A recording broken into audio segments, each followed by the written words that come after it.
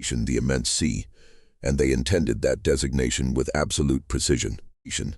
Not a mere lake in the manner the European newcomers would eventually interpret the term, some inland pond of modest scope, but an expanse of water possessing its own temperament, its own collective recollection, its own casualties. A domain where the skyline dissolved into boundless open water, where gales materialized without forewarning, where vessels vanished into oblivion and never reappeared. They had observed this vastness across countless generations. They had constructed their comprehension of it through centuries of meticulous scrutiny, encoded not merely within the functional expertise of wayfinding, meteorology, and seasonal harvests of aquatic life, but within narrative.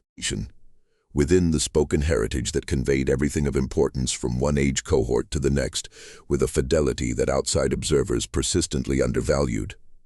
The Ojibwe did not simply recite tales around campfires for amusement. They conveyed information, cosmological frameworks, territorial knowledge, ancestral chronicles, cautions. All of it enclosed within narrative architectures exacting enough to remain unbroken across hundreds of years of recitation.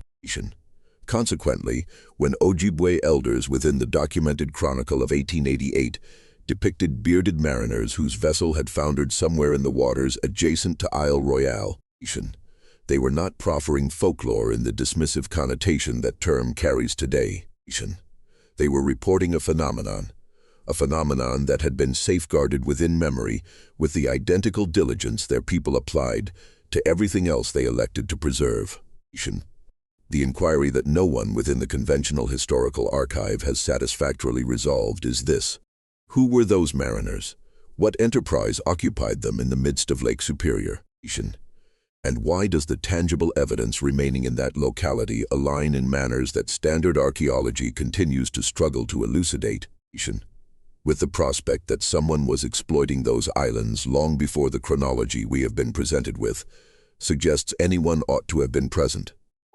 Isle Royale occupies the northwestern quadrant of Lake Superior, roughly 15 miles distant from the Canadian shoreline and 45 miles from the Minnesota coast. It constitutes an elongated, narrow landmass, approximately 45 miles from one extremity to the other. It is encircled by an archipelago of diminutive islands and rocky headlands that render navigation genuinely perilous, even for those intimately familiar with these waters. Presently, it functions as a national park, predominantly untamed wilderness devoid of permanent human habitation. During winter months, it becomes imprisoned by ice and solitude, frequented by no one except the wolves that occasionally traverse from the mainland when the freeze achieves sufficient solidity. However, for millennia preceding its national park designation, Isle Royale functioned as a locus of intensive human activity. The substantiation for this assertion is not ambiguous. It does not hinge upon academic conjecture or contested methodological frameworks. The ancient copper excavations on Isle Royale are physically manifest and irrefutable. Thousands of quarry pits, some attaining considerable depth, carved into the island's bedrock utilizing stone and wooden implements, extracting the native copper deposits that occur there in concentrations remarkable even by the standards of the Lake Superior Copper District. The conservative archaeological estimate proposes that somewhere within the range of 500 million pounds of copper was extracted from the Lake Superior Basin, across a span extending roughly from 5,000 years ago to slightly more than 1,000 years before the present. That figure warrants a moment of contemplation. 500 million pounds, extracted manually with stone tools from superficial and near-superficial deposits dispersed across hundreds of miles of wilderness that necessitated watercraft for access. The sheer logistical magnitude of that undertaking implies a degree of coordination, a consistency of supply networks, a continuity of objective that does not correspond to the image of sparse, nomadic pre-contact populations that conventional models tend to impose upon prehistoric North America. And then, approximately 1,000 years in the past, the mining largely ceased, or at minimum, the substantiation for it terminates. The excavations were forsaken, the enterprise wound down, and the copper, all that copper, most of it has never been convincingly traced within the archaeological record of North America. One can account for a fraction of it within the material culture of the Hopewell and Mississippian traditions, but a fraction does not constitute 500 million pounds. The remainder journeyed elsewhere. The question of its destination represents an inquiry that serious investigators have been posing for an extended duration, without receiving a satisfactory response from the institutions that are ostensibly responsible for providing one. The Ojibwe oral tradition does not clarify where the copper departed in explicit logistical terms, but it does, across various documented iterations, speak of traders who arrived at the Great Lake from distant regions. Individuals who were not of the local nations, people who came by water, people who in certain versions of these chronicles are characterized in manners that imply physical dissimilarity from the people the Ojibwe themselves were. The bearded mariners that the 1888 record references were not the initial such figures in Ojibwe oral tradition. They may have constituted in some sense the final reverberations of a considerably more protracted narrative. Henry Rowe Schoolcraft spent years in the Great Lakes region. I must interrupt briefly here, because what I have just described represents one instance from a substantially broader configuration. There exist 35 documented occurrences within a compilation I have assembled. Distinct municipalities, disparate decades, diverse categories of evidence. Every single one follows the identical sequence: discovered, documented, acquired, disappeared. I could not incorporate all of it into a single video presentation. It resides in the pinned comment below. Locate it before we proceed. In the first half of the 19th century, he served as an Indian agent for the United States government, as a geographer, and as an ethnologist, and he amassed extensive records of Ojibwe oral tradition during his tenure there. His work is imperfect by contemporary standards. He was a product of his epoch, bearing the prejudices of his epoch, however.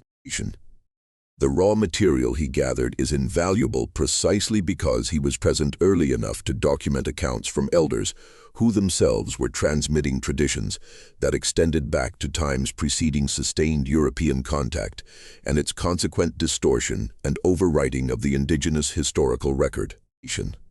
What Schoolcraft discovered across numerous interviews and throughout his time in the region was a tradition that incorporated chronicles of individuals who arrived from across the water in substantial watercraft, and who engaged in commerce with the copper-bearing populations of the lake country. These were not recollected as adversaries necessarily, nor as conquerors.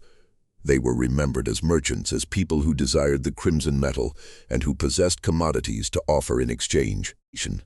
The specifics of what was proffered in return vary across different versions of these accounts, however. The structural component, the incursion of outsiders by water seeking copper, reappears with the consistency that serious oral historians acknowledge as an indicator of genuine historical memory rather than mythological embellishment. The 1888 documentation is more precise than Schoolcraft's earlier collections. It is worth comprehending exactly what the historical backdrop of 1888 represented in that region. The Lake Superior Basin was by that period experiencing the nascent stages of industrial copper extraction that would transform the Keweenaw Peninsula and surrounding areas into one of the most intensively mined regions in North America.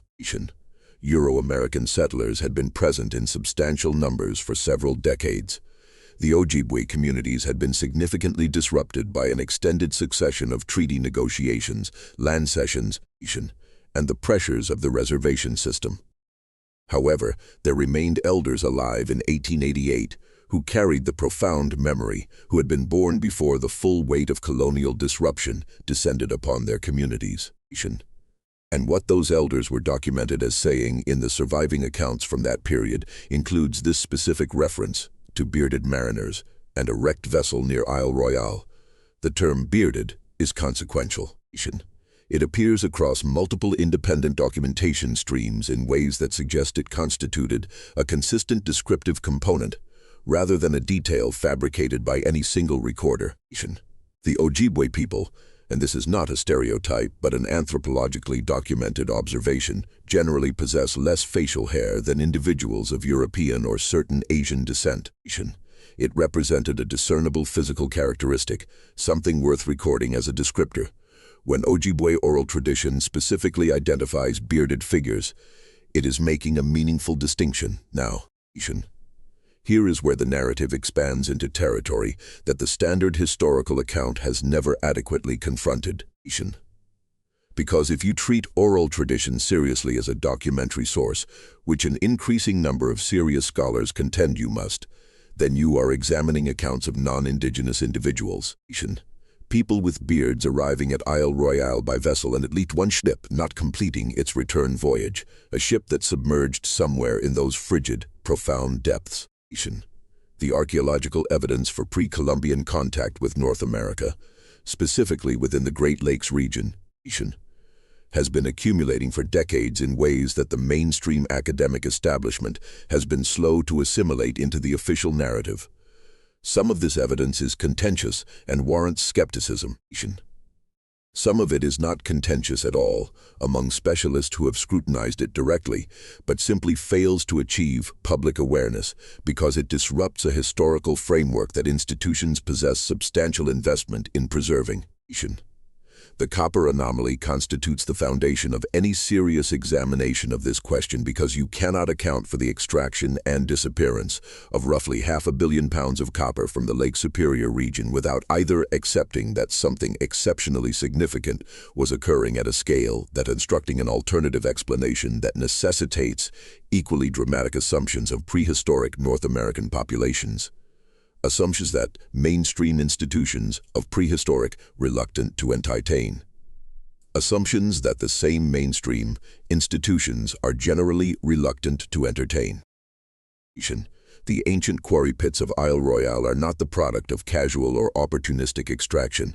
They reflect systematic, organized, large-scale industrial activity.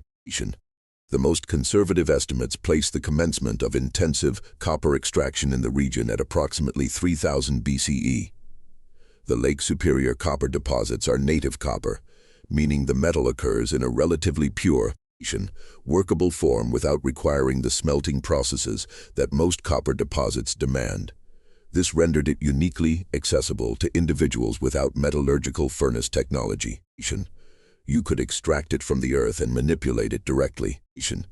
Cold hammering and annealing techniques, alternating between striking the copper to shape it and heating it to alleviate the stress fractures that striking creates, enabled skilled artisans to produce objects of considerable sophistication. However, even conceding all of that, the scale of the extraction remains anomalous.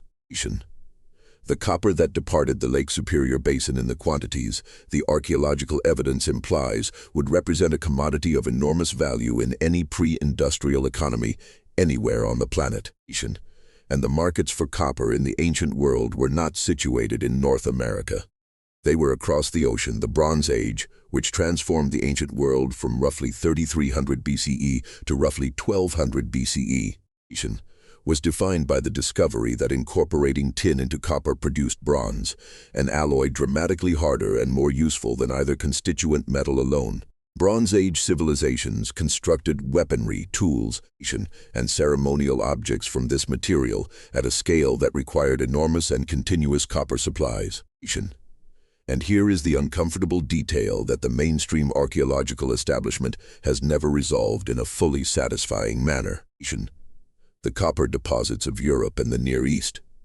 The copper sources that supposedly supplied the Bronze Age civilizations are not sufficient to account for the volume of bronze production that the archaeological record documents for that period. The mathematics do not align. Researchers have performed the calculations.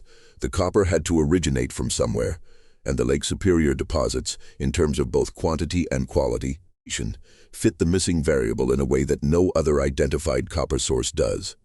This is not a fringe argument advanced by amateur enthusiasts on internet forums. It has been proposed by credentialed archaeologists and published in peer-reviewed contexts, though generally not in the flagship journals of the discipline, which is itself a detail worth noting.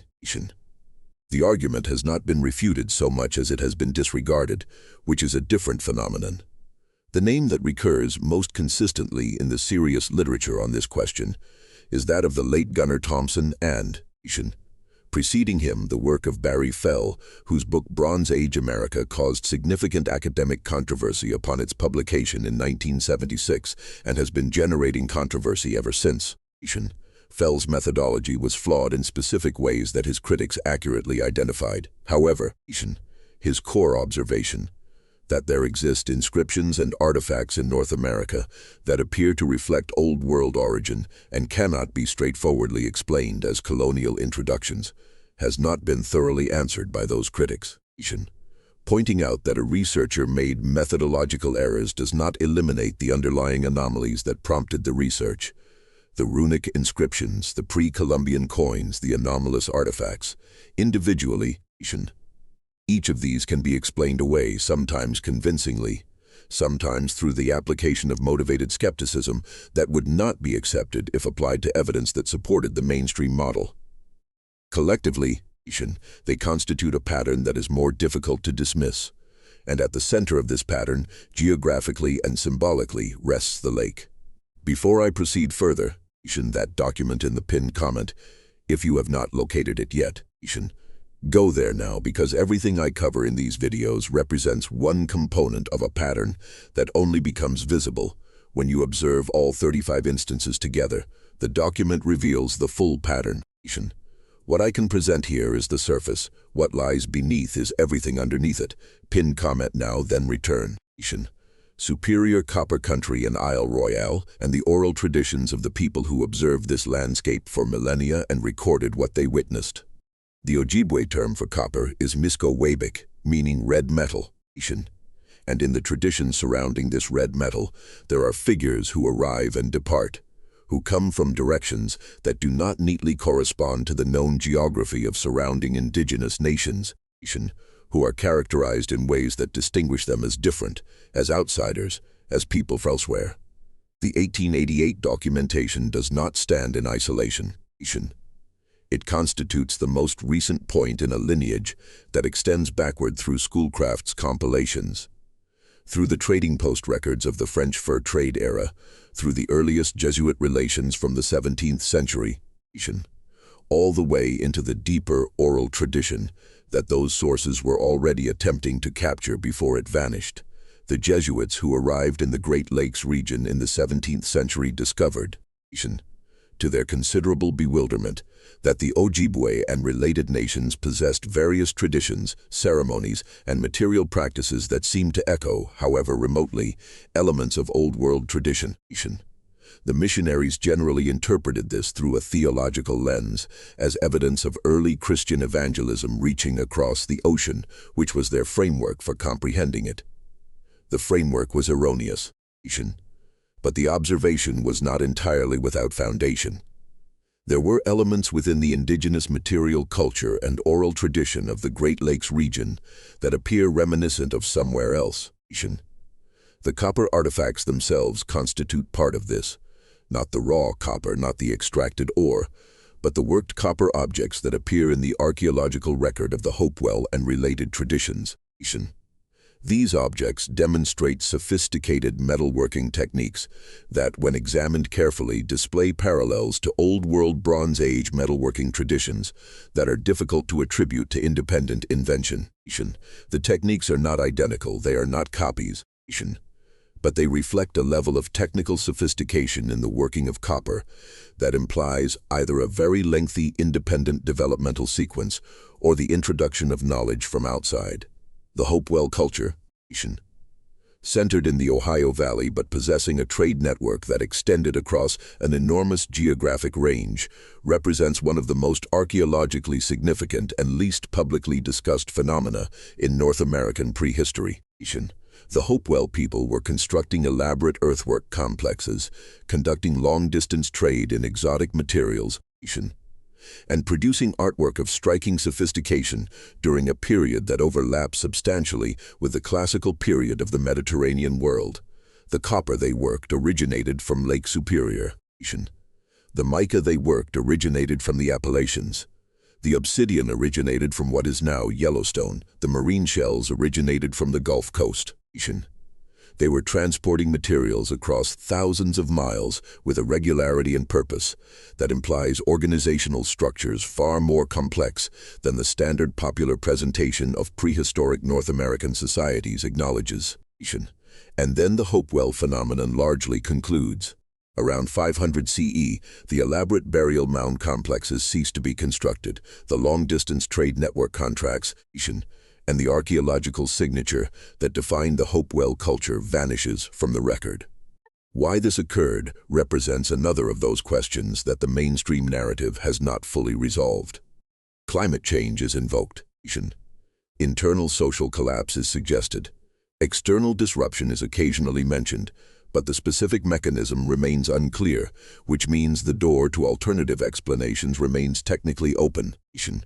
What fills the gap after Hopewell in the archaeological sequence of the Great Lakes region includes the Mississippian tradition, which possesses its own anomalous features, and eventually the historically documented nations of the contact period, including the Ojibwe, whose oral traditions constitute the subject of this investigation. The Ojibwe did not emerge from nothingness. They are the inheritors of a very lengthy history within this landscape, a history that includes observing traders and travelers arriving and departing across the waters of Gichigami for an exceptionally long time. Therefore, when an elder in 1888 speaks of bearded mariners whose vessel foundered near Isle Royale, he is not fabricating a narrative. He represents the terminal point of a chain of transmission that carried that information across however many generations it required to traverse from the event to the documentation. And the question of how many generations that chain spans, how far into the past the original memory extends, is precisely what renders this so significant and so unsettling to the official chronology. The waters surrounding Isle Royale are extraordinarily cold and extraordinarily deep. Lake Superior constitutes the largest freshwater lake in the world by surface area and one of the deepest in North America. It does not surrender its dead. It does not yield its wrecks in the manner that warmer, shallower waters might. The ships that have foundered in Lake Superior over the centuries of recorded navigation have generally remained submerged. The Edmund Fitzgerald, which sank in 1975, lies in 500 feet of water and has been dived upon but not recovered. Wrecks from the 19th century exist in various states of preservation within the cold, dark water. Some have been located, many have not. The notion that a vessel older than the contact period might rest somewhere in the deep water around Isle Royale is not impossible on its technical merits. Wood degrades in cold freshwater far more slowly than in warm saltwater. The conditions within the deep basins of Lake Superior are, in principle, capable of preserving organic material across very extended time periods. Whether anything from such a wreck would be identifiable or recoverable after 1,000, 2,000, or 3,000 years is a separate question. However, the preservation possibility exists. What does not exist, or has not yet been funded and conducted with serious institutional resources, is a systematic deep-water survey of the Isle Royale vicinity with the specific question of pre-Columbian anomalous wrecks in mind. The technology to conduct such a survey exists. Remotely operated vehicles with high-resolution imaging capacity have been employed in Lake Superior for wreck documentation. The Fitzgerald has been imaged. Other historically documented wrecks have been located and examined. However, the question of what might rest within the deeper basins, in the areas that no historical shipping record documents as a route, has not been systematically investigated with resources adequate to the task. This is, in itself, an interesting institutional fact. The absence of investigation is not equivalent to evidence of absence. It constitutes evidence of a decision not to look, which can reflect a variety of motivations ranging from the genuinely innocent, limited funding and competing priorities, to the more complicated, a preference not to discover things that would require the official narrative to be substantially revised, the Tartarian hypothesis, or more broadly the hypothesis of a sophisticated pre-deluge or pre-contact global civilization that left traces in multiple locations around the world, generally argues that institutional archaeology is not merely slow or cautious in its integration of anomalous evidence, but is actively resistant to it in ways that serve the interests of maintaining an established paradigm. This is a strong claim, and it requires strong evidence to be taken seriously. The evidence for institutional resistance to paradigm-challenging findings in archaeology is in fact documented. It is not a conspiracy theory to observe that academic disciplines protect their foundational assumptions with significant energy, and that careers can be damaged by association with findings that challenge those assumptions. However, the more interesting version of this argument, the version that survives scrutiny better than the more elaborate claims, is simply this: the anomalies are real. The copper extraction occurred at a scale the official narrative cannot fully explain. The oral traditions of the people who observed this region for thousands of years describe things that do not fit the official timeline. The physical evidence in the form of anomalous artifacts and inscriptions has not been adequately addressed by those who dismiss it. And the 1888 documentation of Ojibwe accounts of bearded mariners and a sunken vessel near Isle Royale sits at the intersection of all of these threads in a manner that deserves more attention than it has received. What were those mariners doing there? Where did they originate? What were they transporting or seeking? And what do the people who preserved the memory of their wreck, for however many generations it required to reach the pen of a documenter in 1888, actually know about who they were and whence they came? The Ojibwe oral tradition surrounding the lake and its history includes multiple categories of outsider figure. There are the Manitou, the spiritual presences that inhabit particular locations and natural phenomena, which constitute theological and cosmological categories rather than historical ones. And then there are the human figures who arrive in physical form in physical watercraft, and who engage in physical trade or conflict or exchange of various kinds. These constitute different categories within the tradition itself. The Ojibwe did not conflate mythological figures with historical memory in the manner that outside interpreters have sometimes assumed. The tradition maintained the distinction. The bearded mariners belong within the historical category. They are described as people, as men, as travelers who came by water in a large vessel and who did not survive the lake. This is not a supernatural account. It is a historical account carried in oral form, which constitutes a different medium than written form, but not an inherently less reliable one for the information it was designed to transmit. The scholar Vine Deloria Jr., one of the most important Native American intellectuals of the 20th century, argued strenuously and in multiple books that indigenous oral tradition deserved to be taken seriously as a source of geological, biological, and historical information, and that the mainstream academic establishment's refusal to engage with it on those terms reflected not superior methodology, but cultural bias operating as epistemology. He documented cases in which oral traditions preserved accurate information about geological events that occurred thousands of years in the past, and that were later confirmed by scientific investigation. He documented cases in which oral traditions described species and phenomena that science had not yet formally documented in the region. His argument was not that oral tradition was invariably accurate in all its details, but that it carried a signal that deserved serious analysis rather than reflexive dismissal. The 1888 documentation of the bearded mariners sits precisely within this category of evidence. It constitutes a signal. It may be imperfectly preserved. It may have accumulated layers of embellishment over the generations of transmission. However, the core element, outsiders arrived by ship, the ship was lost. The memory was preserved, represents the kind of historical fact that oral traditions are specifically designed to preserve, and that the Ojibwe tradition, in particular, possesses a documented record of preserving accurately. The broader context of Isle Royale itself adds weight to the significance of this particular account, because Isle Royale is not a random location.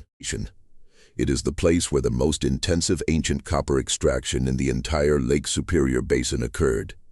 If there were outsiders coming to the lake for copper, Isle Royale is precisely where you would anticipate them to be concentrated. The deposits there are exceptional. The ancient miners who worked those pits were not exploiting marginal or speculative deposits. They were working the richest accessible copper source in the region, possibly in the world, in terms of the combination of purity and accessibility that native copper provides. A ship arriving at Isle Royale from somewhere else, from somewhere with a demand for copper and the navigational capacity to cross whatever distance separated that somewhere from the lake, would have been coming to the appropriate place. It would have been coming to the source, and if the lake claimed that ship, as the lake has claimed so many vessels over so many years, then the people who watched from the shore would have witnessed it happen. They would have remembered it. They would have recounted the story. In 1888, an elderly man recounted the story to someone who inscribed it. And the beards of the mariners, that specific detail, that marker of difference, constitutes the thread that connects the account to a larger pattern. A pattern of contact across distances the official timeline does not accommodate. A pattern of exchange that moved copper in quantities the official narrative cannot trace. A pattern of arrivals and departures upon this cold northern lake that the Ojibwe preserved in memory long after the last of those bearded strangers ceased to arrive. The lake remains cold. The water remains deep. The wrecks remain present, those that submerged last century, and those that submerged last millennium, and possibly those that submerged considerably longer ago than either of those. Isle Royale still occupies the northwestern corner of Superior, surrounded by shoals and fog, and the kind of unpredictable weather that has destroyed vessels of every era that possessed the courage or the necessity to venture upon that water. The ancient quarry pits remain as well. You can walk to them. You can place your hand against the stone and sense the negative space where the copper once resided. 500 million pounds of red metal extracted by human hands across thousands of years and dispatched somewhere that the official record does not account for. The absence of that copper constitutes an enormous fact. It represents one of the largest material mysteries in the entire history of North American archaeology, and it rests unresolved at the center of everything else this narrative concerns. The Ojibwe knew the lake better than anyone. They knew it in winter when the ice produced sounds resembling cannon fire. They knew it in summer when the water became flat and glassy, and you could perceive the bottom in the shallows. They knew it in autumn, when the storms descended from the northwest without warning and transformed the surface into something you could not survive. They knew where the copper originated. They knew who else had arrived for it. They preserved the memory of the bearded mariners, not because it constituted an entertaining tale, though it did, but because preserving that memory formed part of how they maintained their orientation within a landscape that required you to know everything that had occurred there, if you wished to comprehend where you stood. In 1888, they communicated it to someone. That someone inscribed it. The document endured, and now the question is whether anyone will treat it with sufficient seriousness to investigate. The quarry pits of Isle Royale do not rest quietly within the rock. They pose a question every time anyone examines them directly. The question is not subtle. It is the oldest question in archaeology. Who accomplished this? From where did they come? Where did they depart? And why does the record of their presence conclude so abruptly, as if someone closed a door, while the memory of their final vessel lingers within the oral tradition of the people who never ceased observing the water? Not for a single generation across all the lengthy centuries that separate the last working miner from the elderly man who recounted the story in 1888 to the one individual in that moment who finally recognized to write it down and consign it to history.